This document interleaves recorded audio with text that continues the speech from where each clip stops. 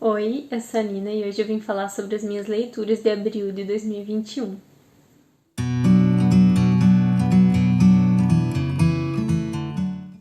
Abril foi um mês em que eu li um pouco menos em quantidade de tempo dedicado à leitura, mas eu li umas coisas um pouco mais curtas, então até que tem bastante coisa finalizada. E tem livros que eu não finalizei, eu tô com 3 leituras em andamento ainda.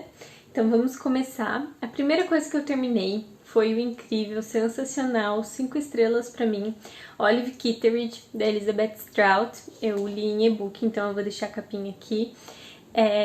Foi meu segundo contato com ela, né? No ano passado eu li Meu Nome é Lucy Barton, que já se tornou um dos favoritos do ano passado pra mim também. Mas Olive Kitteridge vai mais a fundo em muitas questões e eu com certeza vou fazer um vídeo que fale mais sobre ele. Eu ainda não sei se eu vou falar exclusivamente sobre ele, que eu acho que teria como, ou se seria, né, num vídeo com algum outro contexto, porque ele fala sobre muita coisa, então ele quase parece um livro de contos. Nós temos várias histórias de pessoas, né, que moram numa cidadezinha e cada uma dessas pessoas tem sua própria história, suas próprias dores. Algumas histórias são super simples e outras têm uma complexidade no assunto tratado, né, muito maior, mas todas elas são escritas com muita delicadeza e com muita humanidade. Então a gente sente que a gente conhece de fato todas essas pessoas. E o que tem em comum, né, nessas histórias é a existência dessa figura da Olive Kitteridge, que é uma das moradoras dessa cidade, que é uma professora, né, agora aposentada, de matemática. Então algumas histórias giram mais em torno dela, então tem a história do marido dela, a história dela mesma, de pessoas que têm mais contato com ela, mas também tem pessoas que foram tocadas por algo que ela falou quando dava aula, ou por algum momento decisivo em que ela esteve presente, né? Então já tô me demorando muito falando sobre ele, mas é um livro pelo qual eu tenho muito carinho, assim. Eu acho que a Elizabeth Strout é mestre na arte de escrever um livro leve, que não vai tratar de assuntos leves, então é uma leitura que dá aquele quentinho no coração, é uma leitura prazerosa de fazer, apesar de ele tratar de vários assuntos muito importantes, assuntos que não são assuntos leves e fáceis, e também não falta profundidade. Ainda vou colocar meus pensamentos no lugar para falar sobre esse livro, mas é uma recomendação muito, muito forte. Já podem anotar Olive Kitteridge. Depois eu li outra bomba chamada Meu Corpo Ainda Quente, da Shailes Manioto. Esse livro é bastante difícil de falar sobre ele. Ele tem uma edição muito linda, é um livro super curto. O meu livro tá inteiro riscado. Eu também vou falar sobre ele. Ó, a edição gráfica tem, assim, uma mancha, né, que seria uma mancha de sangue. E com certeza eu vou falar sobre ele. Ele é um livro que vai falar muito sobre ser mulher, sobre a descoberta de que ser mulher faz da sua vida uma vida totalmente diferente de uma vida de homem, a descoberta de que seu corpo não é exatamente seu. Além disso, né, ele tem aí acontece em uma cidade que é utilizada como desova por uma ditadura, então ele tem muita questão da morte e o corpo é utilizado dessas duas formas. É escrito de uma maneira super poética e diferente, que eu já tinha, né, conhecido da Shailes Manioto quando eu li Desesterro. Eu acredito que eu já fiz vídeo para Desesterro há muitos anos quando eu li, então vou deixar aqui na descrição. E eu acho que ela tem um estilo próprio, assim como Guimarães Rosa. Não tô dizendo que ela parece Guimarães Rosa, mas é muito identificável a escrita dela, assim como no caso do Guimarães Rosa. Eu acho que é uma escritora brasileira contemporânea que devia ter muito mais reconhecimento do que tem. Então conheçam esse livro novo dela, é recém-lançado. Gostei muito, muito dele mesmo. E vou dar mais detalhes, né, em um vídeo específico. Eu acredito que esse aqui eu vou fazer junto com alguns outros que eu já tô maquinando, porque essa questão de ser mulher é uma questão bastante presente nas coisas que eu leio e que eu acho que vai dar um vídeo bem legal. E eu também li O Quarto de Jacob, da Virginia Woolf. Eu já tinha lido na Bahia, né, que veio nessa mesma edição. E eu já tinha outra edição do Quarto de Jacob, mas eu li nessa mesma. E o que eu vou dizer? Eu não entendi muito desse livro. Eu acho que é algo comum, né, na Virginia Woolf. A primeira vez que eu li Mrs. Dalloway, ele também ficou um pouco abstrato para mim, e na segunda vez eu já consegui entender muito melhor. E As Ondas é um livro que eu acho super complexo, mas que eu amo muito. Mas o Quarto de Jacob não teve o mesmo impacto em mim. Eu fiz várias marcações, todas essas amarelas, não sei se vai dar pra ver, são no Quarto de Jacob, e ele tem muitas frases que eu gostei muito, vários trechos de reflexão, mas a história em si é uma história muito plana que não nos fala muita coisa. E pelo que eu pesquisei, foi essa a intenção da Virginia com esse livro. Então ela queria falar sobre um personagem que você não saberia definir quem é.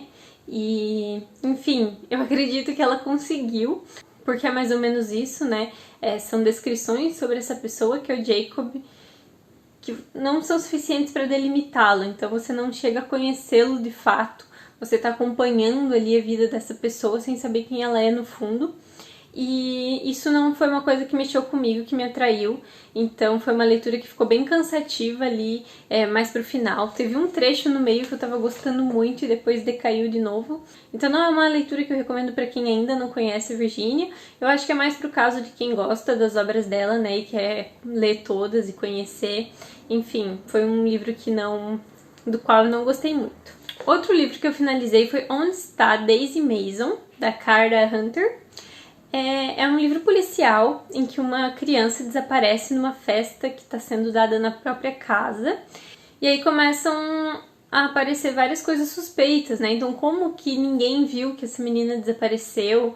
E começa a se suspeitar dos pais. E é um livro que vai trazer muito debate sobre a mídia nesses casos, porque ele vai trazer ali várias informações, né, de jornais, o que os jornais estão dizendo, que as pessoas estão postando no Twitter, né, subindo hashtags contra um, contra outro, quem as pessoas acham que é culpado, sabendo um recorte dos acontecimentos. Então, eu acho que essa discussão é super legal. A Bel Rodrigues já fez um vídeo sobre ele, inclusive foi por indicação dela que eu peguei esse livro para ler, mas eu ainda não assisti o vídeo dela. Com certeza vai estar incrível, porque ela tem todo um conhecimento, né? Ela estuda realmente a parte da criminologia, então tenho certeza que vai ser muito bom o vídeo dela, ainda não deu tempo de assistir. E eu gostei muito do livro como livro policial também. O final não é um final que você adivinha, mas eu acho que não é um final possível de adivinhar. Então eu tenho um pé atrás quando o final é muito mirabolante, que você não teria como chegar nele. Mas toda a experiência de leitura eu gostei bastante, né? Entre os últimos livros policiais que eu li, com certeza esse é um dos melhores. Eu acho que ele é muito bem construído. Se o final fosse o que você acha ali que vai ser o final, teriam várias pontas abertas. Então tudo isso é bem fechado no fim das contas. Se você está procurando um romance policial, esse é um que eu gostei bastante. A penúltima coisa que eu finalizei foi Enquanto os Dentes, do Carlos Eduardo Pereira, que é um livro bem curto de literatura nacional contemporânea. Eu tava querendo uma coisa mais rápida e eu li ele inteiro de uma vez só, uma sentada, deitada, né, que eu sempre leio deitada, mas não é um livro leve de maneira nenhuma. Então nós vamos acompanhar esse personagem, que é uma pessoa com deficiência, que precisa, né, de cadeira de rodas, e ele tá voltando para casa dos pais, já adulto, depois de ter levado uma vida de independência por muitos anos, por problemas financeiros. E aí nós vamos descobrir mais sobre essa pessoa, sobre essa relação, principalmente com o pai, que era do exército, como ele não tem mais uma relação com essa família há muitos anos e toda a complexidade que ele ter que voltar para essa casa causa nele, e tudo isso está acontecendo nesse caminho, né? Então nós estamos acompanhando esse percurso dele, cheio de obstáculos emocionais e físicos por conta da deficiência que ele tem. Então foi um livro que eu li super rápido, porque ele realmente acontece como um caminho, como um percurso, e eu gostei bastante dele. Ele traz muitos pontos diferentes do que eu tô acostumada a ler, então fica aí a super recomendação sobre Enquanto os Dentes. E eu acho que o título, além de ser sensacional, se relaciona com o livro de uma maneira incrível também.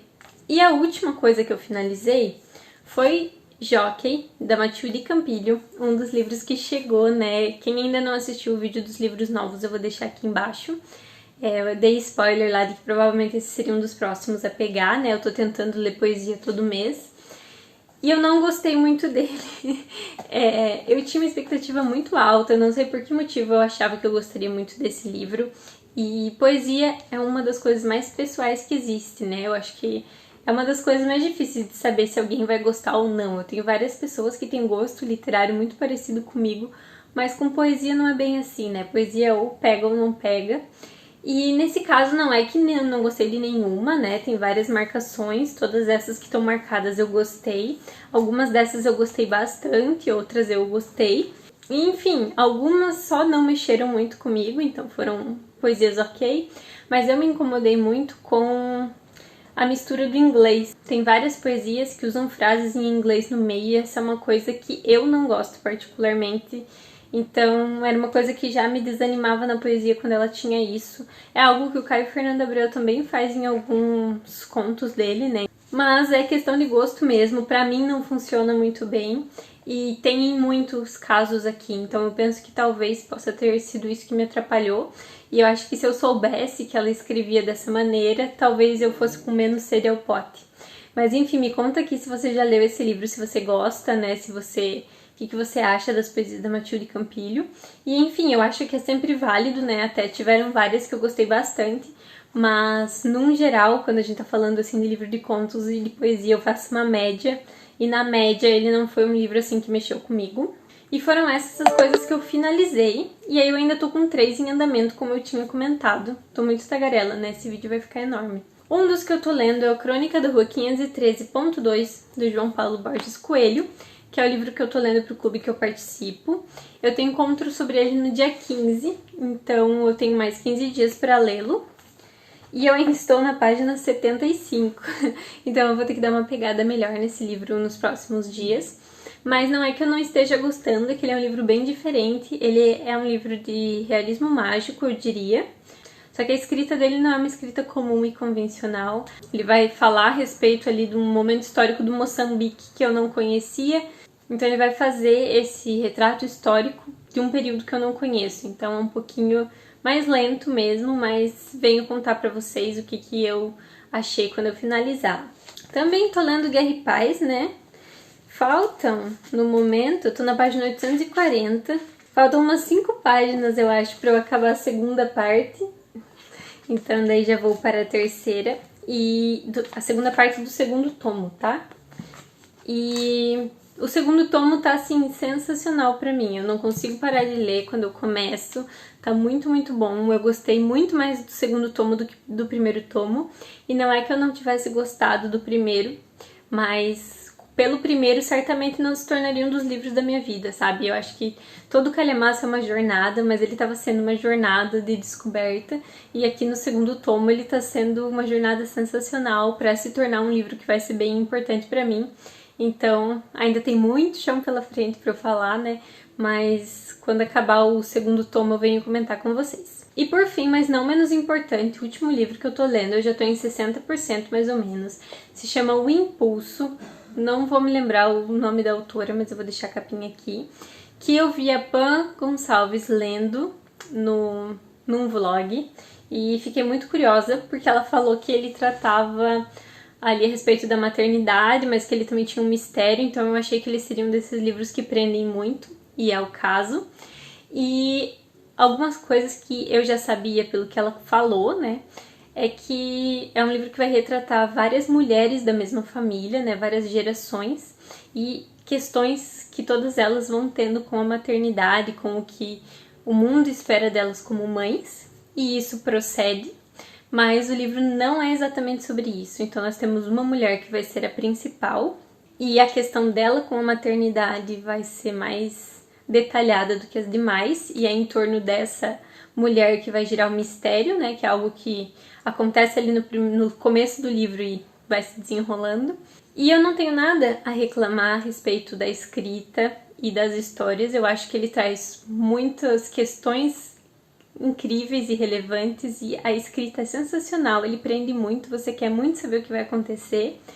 Eu fiquei decepcionada porque essa história principal tem muitos pontos em comum com um outro livro que eu não vou falar qual é porque seria spoiler.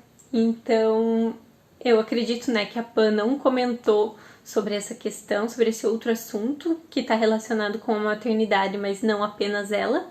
Justamente porque eu acho que é algo que você vai descobrindo ao longo da história e seria spoiler contar, mas ele não é exatamente original. Então isso acabou tirando um pouquinho da empolgação que eu tinha, porque no restante ele é um livro que está sendo realmente excelente. Eu ainda estou em 60%, então tem muita coisa para acontecer. Ele não é exatamente uma cópia, né? Existem várias outras coisas no livro, mas tudo que acontece com relação a esse tema que eu estou me referindo acontece da mesma forma.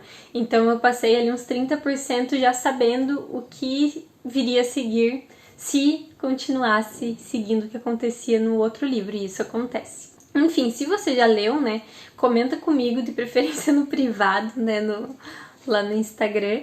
Mas eu vou fazer um vídeo sobre ele, eu acho que ele vai ter muitos pontos a trazer. E aí, provavelmente no final do vídeo que eu faça sobre ele, eu deixo aberto como spoiler para quem quiser saber minha opinião sobre essa comparação, né. Eu me incomodo bastante com isso. Inclusive, 100 Anos de Solidão, né, trazendo a polêmica, né, acho que eu já falei um pouco sobre isso no vídeo que eu fiz sobre a Casa dos Espíritos, mas 100 Anos de Solidão tem muita coisa muito parecida com O Tempo e o Vento, e aí eu fui pesquisar se tinha alguma inspiração, e tinha, porque inclusive algumas cenas, tá, de 100 Anos de Solidão parece que foram copiadas e coladas em 100 Anos de Solidão, enfim. Então essa é uma coisa que pra mim acaba baixando um pouco a experiência da leitura. E isso tá acontecendo com esse livro, mas como eu falei, ainda tem 40%, né? E tecnicamente já aconteceu tudo que poderia ser parecido com outro livro. Então eu vou aguardar aí pra ver o que acontece e mais pra frente venho contar pra vocês. Foram essas as coisas que eu li, as coisas que eu estou lendo em abril.